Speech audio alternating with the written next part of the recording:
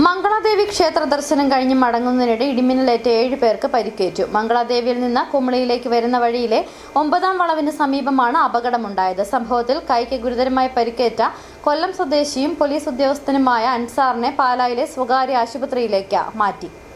മംഗളാദേവിയിൽ നിന്ന് കുമളിയിലേക്ക് വരുന്ന വഴിയിലെ 9ാം വളവിന് സമീപമാണ് അപകടമുണ്ടായത്.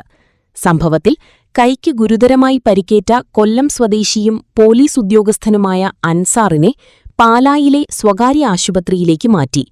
തമിഴ്നാട് ദിണ്ടിക്കൽ സ്വദേശിനിയായ ഉഷാറാണിയെ തേനി മെഡിക്കൽ കോളേജിലേക്കും പ്രവേശിപ്പിച്ചു.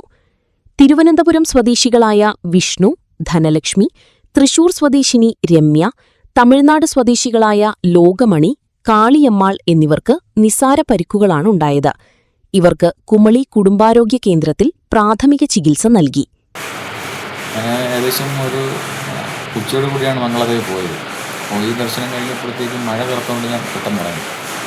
ജീപ്പുകളൊന്നും മേളിലോട്ട് വരുന്നുണ്ടായിരുന്നു. അങ്ങനെ ഇച്ചിരിയുടെ നടന്ന് താഴോട്ട് വന്നു. വന്നപ്പോഴത്തേക്കും മഴ കൂടി, ഭയങ്കര മഴയായിരുന്നു. ഞാൻ ഒരു ജീപ്പിൽ ബാക്ക് സീറ്റിൽ ഒരാളായതുകൊണ്ട് സ്ഥലം കിട്ടി. അപ്പോഴത്തേക്കും വേറെ അമ്മയും കുഞ്ഞും വന്നുകൊണ്ട് ഞാൻ ആ സീറ്റ് അവർക്ക് വിട്ടുകൊടുക്കുമായിരുന്നു.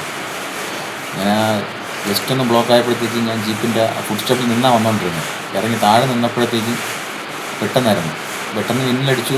ആ ഒരു ഒറ്റ സെക്കൻഡിൽ തന്നെ അരയ്ക്ക് താഴോട്ടങ്ങ് തളർന്നു പോകുമായിരുന്നു. ഞാൻ അപ്പോൾ തന്നെ തെറിച്ച് തറ വീഴുന്നു, ഓടി വീഴുമായിരുന്നു. പിന്നെ ഫോറസ്റ്റിൻ്റെ അവർ വന്നിട്ടാണ് എന്നെ എടുത്ത് മാറ്റി കിടത്തിയിട്ട് പെട്ടെന്ന് താഴെ എത്തിച്ചത്.